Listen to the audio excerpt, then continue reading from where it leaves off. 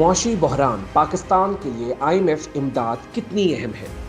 Caroline ڈیویز اپنے نئے blog میں لکھتی ہیں کہ پاکستان کی حکومت ملک کو درپیش سنگین مالیاتی بحران کے حل میں مدد کے لیے انٹرنیشنل مانیٹری فنڈ یعنی IMF سے ایسے وقت میں مذاکرات میں مصروف ہے جب ملک کے زر مبادلہ ذخائر تقریباً خالی ہو چکے ہیں۔ اس وقت پاکستان کے پاس تقریباً ایک ماہ کی درآمدات کے لیے درکار ڈالر ہی موجود ہیں اور بیرونی قرضوں کی قسط ادا کرنے میں مشکلات کا سامنا ہے۔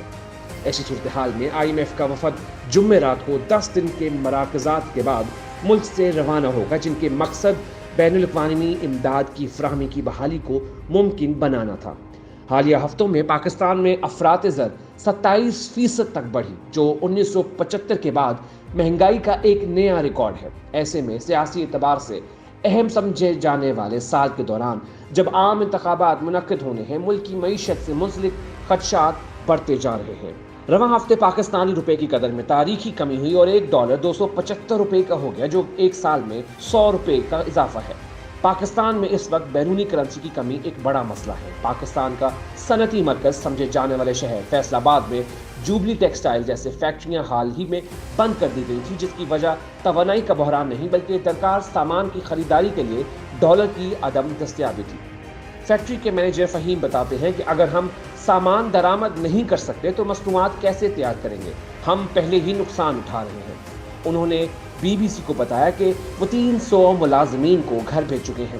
جوبلی کی پرنٹنگ مشینیں گزشتہ ماہ بند ہونے کے بعد حال ہی میں دوبارہ چلائی گئی تھیں۔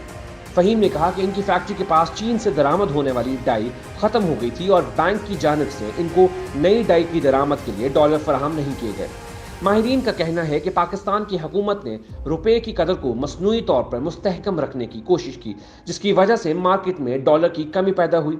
گزشتہ ماہ کے اختتام پر حکومت نے اس پالیسی کو ترک کر دیا، جس کے بعد ایک جانب جہاں کاروبار کو مدد ملی، وہیں اشیاء کی قیمتوں میں بھی اضافہ ہوا۔ پاکستان بھر سے تعلق رکھنے والے کاروباری ادارے اور صنعتوں کا کہنا ہے کہ ان کو درآمد شدہ مال کے انتظار میں کام روکنا پڑا، جو بندرگاہوں پر موجود ہے۔ جنوری میں ایک حکومتی وزیر نے BBC کو بتایا کہ پاکستان کی سب سے بڑے شہر کراچی کی 2 بندرگاہوں پر 8000 سے زیادہ کنٹینرز پھنسے ہوئے تھے، جن میں خوراک سے لے کر ادویات جیسا سامان موجود تھا۔ مقامی میڈیا کے مطابق ان میں سے چند کنٹینرز اب کلیئر ہو رہے ہیں، تاہم بڑی تعداد اب تک وہی موجود ہے۔ مسائل کا انبار۔ دنیا بھر کے دیگر ممالک کی طرح پاکستان کورونا کی وبا اور یوکرین پر روس کے حملے کی وجہ سے عالمی منڈی میں تیل کی قیمتوں میں اضافے سے متاثر ہوا۔ پاکستان ایندھن اور خوراک کی ضروریات کے لیے درآمدات پر انحصار کرتا ہے۔ ایسے میں روپے کی قدر میں کمی ایندھن کی قیمت میں بھی اضافہ کرتی ہے، جس کا اثر تمام مصنوعات پر ہوتا ہے۔ حکومت نے حال ہی میں پیٹرولیم مصنوعات کی قیمتوں میں 13% اضافہ کیا، تاہم حکومت کے مطابق مزید اضافہ نہیں کیا جا رہا۔ ایسی صورتحال میں گزشتہ سال سیلاب اقوام متحدہ کے مطابق پاکستان کی معیشت کو تقریباً 16 ارب ڈالر کا نقصان پہنچا تھا۔ پاکستان میں وسیع علاقے زیر آب آ گئے تھے، زرعی رقبہ تباہ ہو گیا تھا اور خوراک کی پیداوار بری طرح متاثر ہوئی تھی، جس کے نتیجے میں گندم اور پیاز جیسی بنیادی اشیاء کی قیمتوں میں ہوش ربا اضافہ ہوا ہے۔ اور یہ سب کچھ ایک ایسے سیاسی ماحول میں ہو رہا ہے جب غیر یقینی کی فضا موجود ہے اور سال کے اختتام تک عام انتخابات منعقد ہونے ہیں۔ جہاں تک بیرونی مالی مدد کی بات ہے تو یہ پاکستان کے لیے کوئی نئی بات نہیں۔ وسیع عسکری بجٹ کا بوجھ اٹھانے والی اور سال ہر سال سے قرضوں کی مدد سے چلنے والی معیشت کو استحکام دینے میں ناکامی کی ایک وجہ وہ سیاسی فیصلے بھی ہیں جن کے تحت عوام کو سبسڈی دی جاتی ہے۔ ڈاکٹر ساجد امین جاوید پاکستان کے دارالحکومت اسلام آباد میں سسٹینیبل ڈیولپمنٹ پالیسی انسٹی ٹیوٹ کے ڈپٹی ایگزیکٹو ڈائریکٹر ہیں۔ وہ کہتے ہیں کہ پاکستان کی تاریخ کا جائزہ لیں تو ہمیں بیلنس آف پیمنٹ کے مسائل کا سامنا رہا۔ ہم IMF کے پاس جاتے ہیں، ہم 2 سے 3 سال سخت اصلاحات نافذ کرتے ہیں، پھر انتخابات کا سال آتا ہے اور یہ تمام اصلاحات واپس لے لی جاتی ہیں۔ ان کا کہنا ہے کہ پاکستان میں ووٹر کو راغب کرنے کے لیے سبسڈی کا استعمال کیا جاتا ہے۔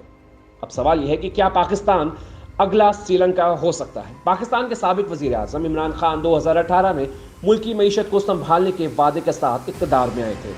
اس وقت انہوں نے اس عزم کا اظہار کیا تھا کہ وہ IMF سے مدد نہیں لیں گے، تاہم ملک میں مہنگائی میں اضافہ ہوا اور روپے کی قدر میں کمی ہوئی، جس کے بعد ان کی حکومت نے IMF سے 6 ارب ڈالر قرضے کے لیے مذاکرات کیے۔ موجودہ حکومت اس قرضے کی 1.1 ارب ڈالر کی قسط سے متعلق مذاکرات کر رہی ہے۔ یہ قسط گزشتہ سال نومبر میں جاری ہونی تھی، تاہم مذاکرات تعطل کا شکار رہے۔ موجودہ حکومت اور عمران خان کی جماعت تحریک انصاف دونوں کے ہی IMF سے اختلافات رہے ہیں، تاہم موجودہ معاشی بحران کی پیش نظر پاکستان کو فوری طور پر معاہدے کے تحت امداد کی ضرورت ہے۔ پاکستان کی حکومت کے مطابق یہ مذاکرات آسان نہیں تھے۔ گزشتہ ہفتے وزیر اعظم شہباز شریف نے کہا تھا کہ IMF پاکستان کو مشکل وقت دے رہا ہے۔ دوسری جانب گزشتہ ماہ عمران خان نے خبردار کیا کہ پاکستان سری لنکا کے نقش قدم پر جا سکتا ہے، جہاں گزشتہ سال حکومت کے پاس خوراک، ایندھن اور دیگر اشیاء کی درآمد کے لیے پیسہ نہیں بچا تھا، جس کے بعد حکومت مخالف مظاہروں کے نتیجے میں صدر کو اقتدار چھوڑنا پڑا تھا۔ تاہم ڈاکٹر جاوید دونوں ملکوں کی صورتحال میں مماثلت نہیں دیکھتے۔ وہ کہتے ہیں کہ دونوں ملکوں کی معیشت کے حجم میں واضح فرق ہے۔ پاکستان کو ہمیشہ دوست ملکوں جیسے کہ چین اور سعودی عرب سے مدد ملتی رہی ہے اور مشکل وقت میں ڈپازٹ یا تیل کی مؤخر ادائیگیاں جیسے سہولیات میسر ملتی رہی، تاہم ان کے خدشات اپنی جگہ موجود ہیں۔ وہ کہتے ہیں کہ پاکستان اور سری لنکا میں قدر مشترکہ یہ ہے کہ سیاسی عدم استحکام موجود ہے اور اس بحران سے نکلنے کے لیے ہماری صلاحیت سب سے اہم ہوگی۔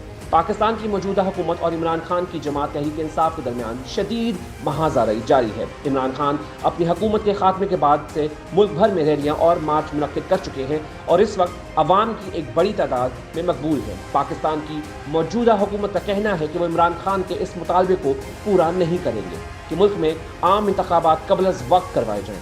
ان کا کہنا ہے کہ وہ ملک کی معیشت کو ترجیح دے رہے ہیں۔ وفاقی وزیر برائے منصوبہ بندی اور رہنما مسلم لیگ نون احسن اقبال نے BBC کو بتایا کہ کسی کے ذاتی مفادات کے لیے پورے ملک کو داؤ پر نہیں لگایا جا سکتا۔ اس وقت الیکشن کا اعلان کرنے سے ملک میں 4 سے 5 ماہ کی غیر یقینی ہوگی۔ تاہم ایک نکتہ جس پر دونوں اطراف متفق ہیں وہ یہ کہ معاشی استحکام اس وقت تک ممکن نہیں ہوگا جب تک سیاسی استحکام قائم نہیں ہو جاتا، اور ایسے وقت میں جب الیکشن منعقد ہونے ہیں ایسا ہونا ممکن نظر نہیں آتا۔